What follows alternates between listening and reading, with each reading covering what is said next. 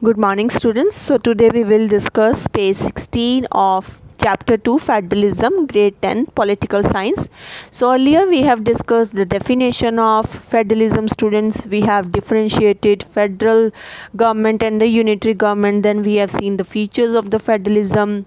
Then we distinguish between coming together federation and holding together federation. This we have covered so far. Now on page 16 of your book, in this chapter, now the next topic which we have to discuss is what makes India a federal country.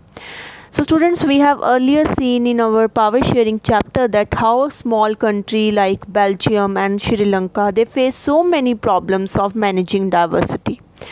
Now what about a vast country like India with so many languages, so many religions and so many regions? What are the power sharing arrangements in our country? So students, India has emerged as an independent nation after a painful and bloody partition in 1947. And soon after independence, several princely states, they become a part of the country. Means when we got independence at that time, students, 565 princely states were there. And after the division, 552 came within the Indian territory and 13 went to Pakistan. And out of this 549 princely states, they easily signed the instrument of accession with the Indian government. What is the instrument of accession? It is a treaty which these princely states, they signed with the Indian Union, that we are part of the Indian Union and we accept its constitution fully, no problem with this 549 princely states. Now problem was with three princely states of Hyderabad, Junagadh and Jammu and Kashmir. And somehow this Junagadh through referendum and this Hyderabad also signed the instrument of accession with the Indian Union.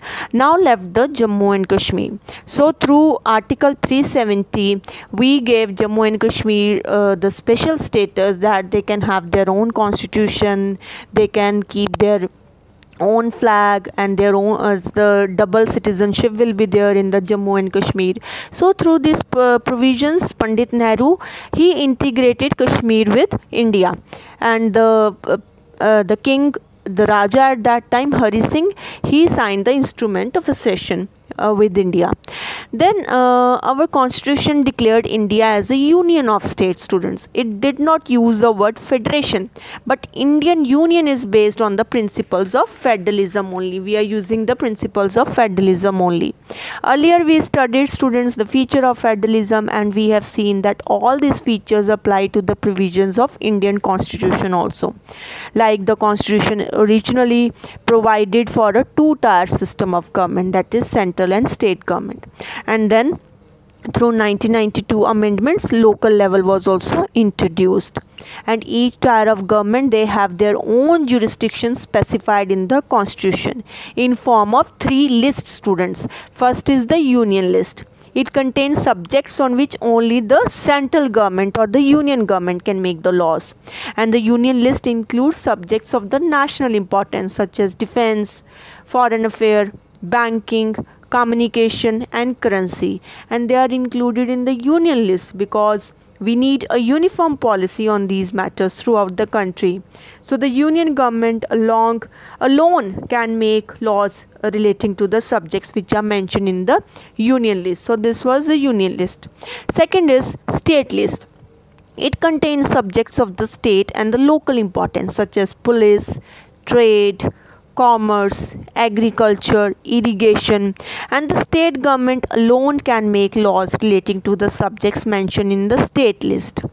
Third is the concurrent list, students. It includes subjects of the common interest both to the union as well as the state government such as education, forest, trade union, marriage, adoption, succession, and both the union as well as state government, they can make the laws on the subjects mentioned in the concurrent list. Like for example, education. So we have state education boards and we have a central education boards also like CBSE. Then we have Punjab education board, then we have Haryana education board. So separately we have for state also and for union also. So but if there is a conflict in any law with each other, then the law made by the union government will prevail in the concurrent list. Now next list is residuary subjects, the subjects that do not fall in any of the three lists. Subjects like computer software that came up after the constitution was made, and according to our constitution the union government has power to legislate on these residuary subjects.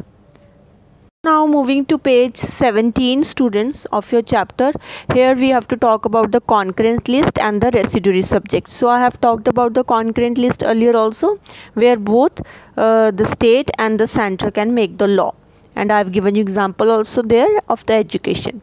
Then the residuary subjects here which came up after our constitution was made, like computers, software, so they fall under the residuary subjects, and here only union government can make the laws. So now the most federations that are formed by holding together, they do not give equal power to its constituent units. Like India is a holding together federation, but we have unequal powers among the states. Like some states were having special status. So all the states in the Indian Union do not have the identical powers, but some states enjoy a special status. Like Jammu and Kashmir, they were having their own constitution, and many provisions of the Indian constitutions were not applicable to this state without the approval of the state assembly. Indians who were not a permanent resident of this state, they cannot purchase land and house here also. But according to Article 370, this has been abolished, and now Article 370 is not there, and Article 35A is also not there. So now it is abolished by the Modi government on 5th August 2019. So these now provisions are not there. Now all the Indians, they can go and they can purchase the land in the Jammu and Kashmir. So this was the decision which was taken up by the Modi government. Then the special provision exists for some other states of India as well. Like some special provisions are there for Gujarat, for Nagaland, for Assam. Now there are some units of Indian Union which enjoy very little power. Like these are the area which are too small to become an independent state, but which could not be merged with any of the existing states also. And these are the areas of the union territories like Chandigarh, Lakshadweep, capital city Delhi. They are the union territories.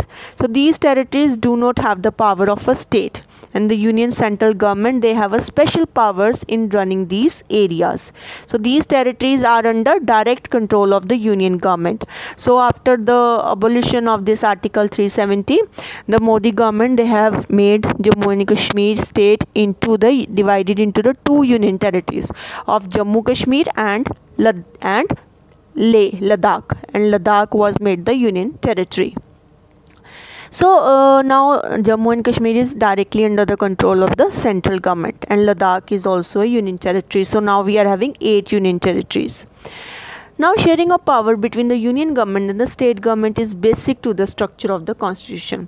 So in our case, power is shared between center and state government. It is not easy to make changes to this power sharing arrangement, and the parliament cannot on its own change this arrangement. If any changes has to be made, then it has to be first passed by both the houses of the parliament with at least 2/3 of the majority. Like for example, 543 seats are there, so 362 MPs should vote in favor of that resolution. So that is counted to be a 2/3 majority. After this, it has to be ratified. Ratified means to give the formal consent by the legislature of at least half of the total states, that is 14 to 15 states. State legislative assemblies also should approve. And then we have judiciary also play a very important role in implementing the constitutional provisions. In case of any dispute about divisions of the power, the High Court and the Supreme Court, they will make a decision. And regarding revenue also, earlier also I have told you, union and state government, they have powers to raise resources by levying taxes in order to carry on their day-to-day responsibilities which are assigned to them.